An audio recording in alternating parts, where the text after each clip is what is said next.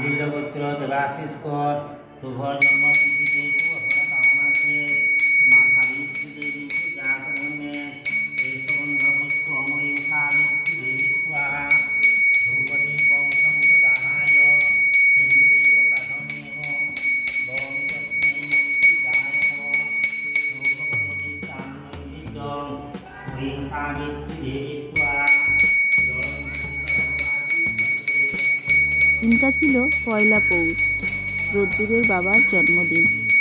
তো আমরা গেছিলাম আমাদের নিকটবর্তী সাবিত্রী মায়ের মন্দিরে পুজো দিতে, তারই কিছু ছবি আপনাদের তুলে ধরেছি। আপনারা সবাই আশীর্বাদ করুন, ভালোবাসা দিন, ও যেন জীবনে অনেক দূর এগোয়, দীর্ঘায়ু প্রাপ্ত হয় এবং কর্মক্ষেত্রে সুপ্রতিষ্ঠিত হয়, এই কামনা করি মায়ের কাছে। আর ওই যে ছোট্ট রোদ্দুর বাবার শুভকামনা চেয়ে মায়ের কাছে পুজো দিতে এসেছে। তো আমরা চারিদিকে মন্দির প্রাঙ্গণটা ঘুরে দেখলাম। জানেন তো, মন্দিরটা এত সুন্দর ফুল দিয়ে সাজিয়েছে, ফুলের গাছ টবে ভর্তি হয়ে গেছে মন্দিরটা। আর এই সব সবে সবে লাগিয়েছে, তো সবগুলো গাছে এখনো ফুল হয়নি। আমরা যদি আবার কিছুদিন পরে যাই দেখবো কত ফুল হয়েছে।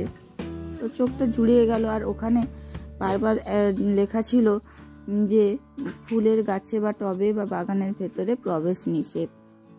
আমরা আর যাইনি ভেতরের দিকে। আমরা বাইরের থেকে যত দূর থেকে যতটা পেরেছি ছবি তুলেছি এবং আপনাদের সাথে শেয়ার করেছি। এগুলো সুন্দর করে সারি বেঁধে গাছগুলো যখন ফুল দেবে তখন সত্যি অপূর্ব লাগবে। যাই হোক, এইভাবে আমরা ওটা মন্দিরটা ঘুরে বেড়ালাম।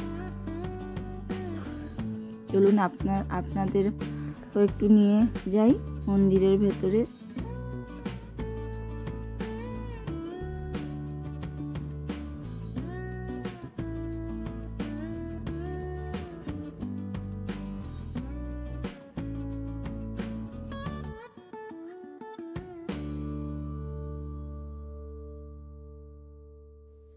এখানে কিন্তু বলির প্রচলন আছে, তবে ওটা সব সময় হয় না, পুজোর সময়।